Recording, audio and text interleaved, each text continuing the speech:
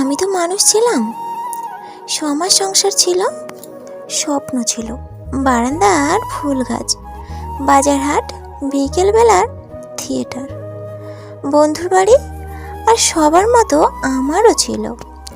হঠাৎ কিছু লোক দড়ি মেরে মুহূর্তে আমাকে নিষিদ্ধ বস্ত্র বানিয়ে দিল। কার কি নষ্ট করেছিলাম আমি?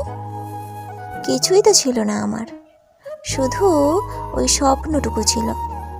ওই স্বপ্ন সম্বল করে বেঁচেছিলাম সুখে স্বস্তিতে, ব্যস্ত শহরের ভিড়ে, রোদে ভিজে। আর সব মানুষের মতো আমার ওই সামান্য বেঁচে থাকাটুকু কেন কেড়ে নিতে হবে কারো?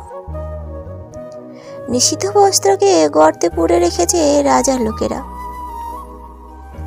ধর্ম ধ্বংস করা ডাইনিকে অবশেষে পাকড়াও করা গেছে ঢেড়া পিটিয়ে।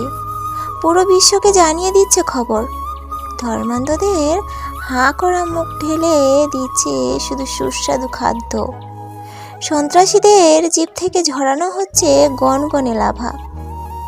কারো খেলার জিনিস তো নয়, আমার জীবন তো জীবন।